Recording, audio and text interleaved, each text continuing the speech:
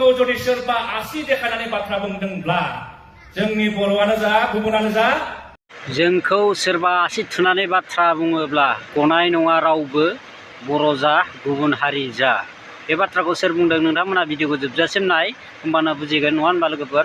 स' लोगोफोर भिडिअखौ नाय जोबजासिम, बिनि उनाव कमेन्ट हो आरोना लोगोफोर। बारहुंखाया बारगोन 25 लाख बर' दं होनदों, सासेबो गनाय नङा, जों गासिबो थैलांजोबगोन। आरो बिनि दायनिगिरिया आं दिनै एबसुनि सासे सोद्रोमा हिसाबै बुंगोन, जायफोरा दिनै बर'नि माहारियारि संगठनखौ मुंसुयो, बर' हारिया जुदि फैनाय समाव माबा मोनसे गाज्रि थासारि गोग्लैयोब्ला, धंस गोग्लैयोब्ला, बिनि दायनिगिरिया बैबायदि सुबुङा जागोन जायफोरा बर' हारिखौ गाज्रि गाज्रि मुं सुनानै हाखराव गोलैनो नागिरो। दुलाराय बर' फरायसाफोरा जों रावखौबो जों निमाहा होआ। मानोना 17टा गामिनि रायजोआ बे दारकुसि ओनसोलाव जेसेबां जुग जुग रायजो जागोन, बै समसिम दारकुसि दखरा दुलाराय बर' फरायसा आफादाबो थांनानै थागोन रायजो। मानोना जों जाबाय नोंथांमोननि मोनसे फरायसा आफाद। आरो दिनै आं बुंगोन, बे 17टा गामिनि बर'फोरखौ जुदि सोरबा आसि देखायनानै बाथ्रा बुंदोंब्ला जोंनि बर'आनो जा गुबुनानो जा, दारकुसि दखरा दुलाराय बर' फरायसा आफाद, तामुलपुर जिल्ला दुलाराय बर' फरायसा आफाद आरो दुलाराय बर' फरायसा आफादा बैबादि सुबुंनि थाखाय जों थै-थां जों जुजिगोन। नोंथांमोना गिनो नाङा रायजोफोर, जों दङ। मानोना दुलाराय बर' फरायसा आफादा 57 इयार्स जाबाय। मुगानि आगदारि बानेश्वर बसुमतारिया आफादगिरि जाजेननायनिफ्राय, गाहाय जाथाय कनकेशन नार्जारिया गाहाय जाथाय जाजेननायनिफ्राय नोंथांमोननि अननायाव देग्लाय 57 इयार्स, खम बाथ्रा नङा रायजोफोर। बियो गल्डेन जुबलि जालांबाय जोङो।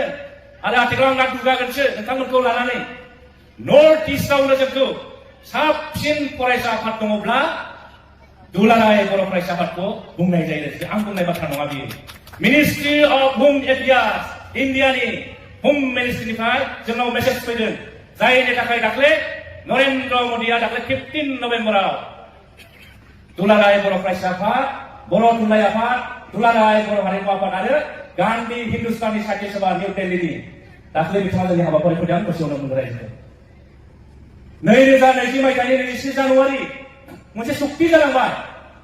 बे सुक्तिखौ लानानैबो सम सम जोंनि गेजेराव जोंखौनो जोंनि थैनि सोमोन्दो गोनां मानसिफ्रानो रायजो राजानि गेजेराव फैनानै गुलुं गुजुं खालामबाय थायो रायजोखौ।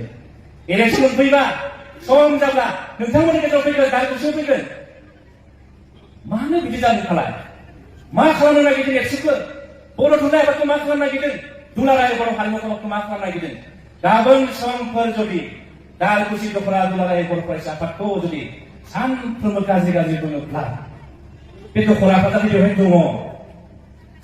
बे थानायानो जोंनि थाखाय जथेस्थ'। बेयाव जुदि जोंनि लाइमोन सेंग्रा सिख्लाफ्रा खामानि मावफैयाब्ला, गामि 17टा गामिया जुदि खैफोदाव गोग्लैयोब्ला सोर बाथ्रा बुंनो रायजोखौ?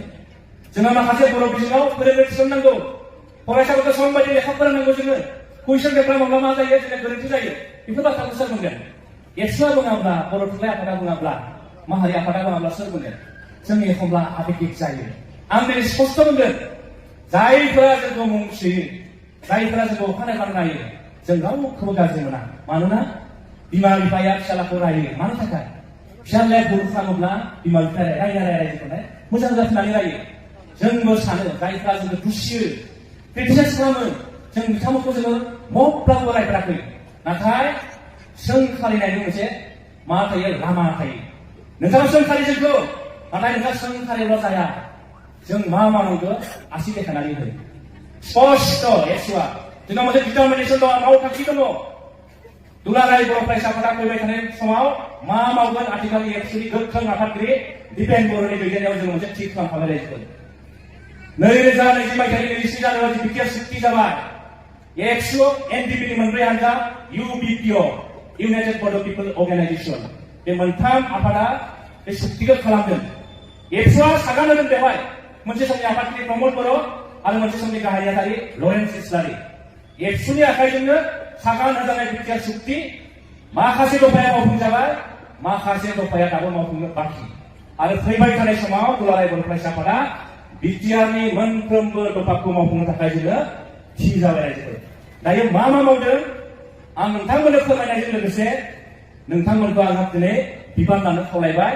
दारकुसि ओनसोलनि 17टा गामिनि रायजो राजा, बे ओनसोलनि मेलेमजिबि, फोरोंगिरि, समाजखौ दैदेननाय समाज सिबियारि, नोंथांमोना अननानै मोननैसो बिबानखौ लानो नांगोन आथिखालाव बर' हारियाव नुजानाय जेंनाखौ सुस्रांनो थाखाय नोंथांमोना दुलाराय बर' फरायसाफोरखौ मदद होनांगोन आं बेखौसो नोंथांमोननो खावलायगोन आं बुंनोसै 3.1 जोंनि बिटिआर सुक्तियाव लिरनाय दङ मा लिरनाय दङ जोंनि सिमनाया सनितपुर बिश्वनाथ हाबसे हाबनानै लखिमपुरनि 17टा बर' गामिया हाबनांगौ रिभिनिउ हिसाबै 9टा बर' गामि दा जोंनि गेजेराव आं खुब फैफिनलायबाय हाबा जाया होननानै बुङो ना रायजोफोर थांनाय बोसोराव आसाम सरकारा बिश्वनाथ आरो सनितपुरनि 60टा बर' गामिखौ जोंनि बिटिआराव हाबबाय बे 60टा बर' गामिनि डेभेलपमेन्टनि खामानिया उदालगुरिनि डिसिआ मावगासिनो दं रायजोफोर दाख्लै 21 सेप्तेम्बर आसामनि गिबि मन्त्रि डक्टर हिमन्त बिश्व शर्मा जों बिथांजों सावरायदों दुलाराय बर' फरायसा आफादनि मानगोनां आफादगिरि दिपेन बर'नि लिरनायाव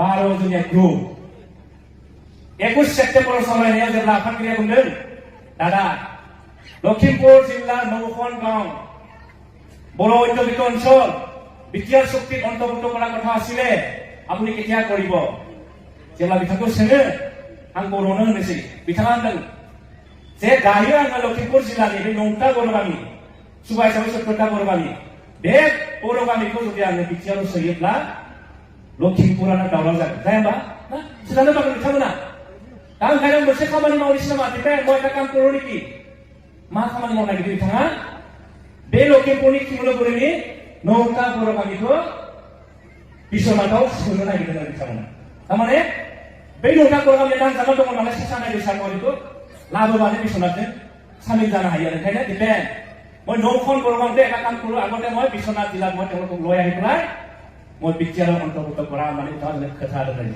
दा बे 9टा बर' गामिया बिटिआराव हाबनाया रोखा रायजो 2006 सनाव भारताव मोनसे आयेन जादों मा आयेन बियो Scheduled Tribes and Other Traditional Forest Dweller Act 2006 बे आयेनाव रोखा लिरनाय दङ मा लिरनाय दङ जायफोरा ट्राइबेला आसामाव 17टा जनगोष्ठी दं बर' राभा मिसिं गार' कार्बि तिवा जों 17टा दङ 50 लाखल' जों रायजोखौ 50 लाखल' बिनि गेजेराव बर'फ्रा 25 लाख होननानै बुङो जोंखौ जोंनि मेजरिटि बे आयेनाव लिरनाय दङ जायफोरा ट्राइबेल बिथांमोना जुदि हाग्रा बंग्रा सिफायनानै रायजो जादोंब्ला हाग्रा बंग्रायावबो बिथांमोना रायजो जानायनि अधिकार दङ 2006 आवनो लिरदों नाथाय आसाम सरकारा बे आयेनखौ बाहायाखैमोन जायनि थाखाय नोंथांमोना थांब्ला नुगोन गहपुराव बर'फ्रा 72 इयार्स जाबाय हानि मोनथायखौ मोनाखैमोन मोनसे समाव जोंनि प्रमिला रानी ब्रह्म बिथाङाबो आसामनि फरेस्ट मिनिस्टार जादोंब्लाबो बिथाङा बागासिफोर आरो जोंनि गहपुरनि दैमालनि बर'फोरनो हानि मोनथायखौ होनो हायाखैमोन मानोना आयेनखौ बाहायाखैमोन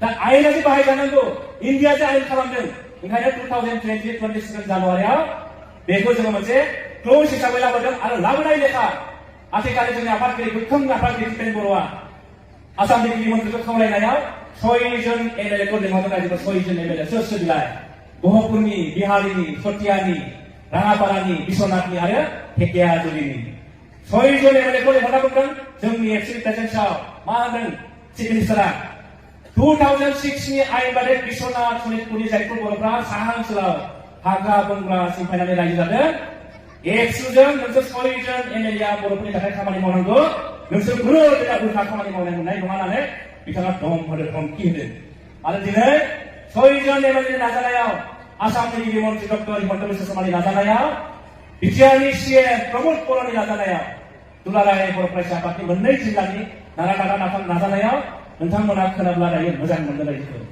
बिश्वनाथाव 222टा एफआरसि दङ आरो 222टा एफआरसिनो 10,827 जन बिश्वनाथ जिल्लानि जायफोर बर'फ्रा बर' न'खरा हा मोनाखैमोन बिथांमोना एप्लाइ खालामबाय डिएफअनि गेजेरजों डिसिनि गेजेरजों एप्लाइ खालामनायाव गासै भेरिफिकेसन खालामनानै दायो 10,827 जननि गेजेराव थांनाय बोसोराव बिश्वनाथ जिल्लायाव 9,519 जन बर'फोरनो नखरसेयाव 25 निफ्राय 30 बिघा हानि मोनथायखौ बिथांमोना मोनबाय रायजोफोर मोजां जानो नागिरदों रायजोफोरनि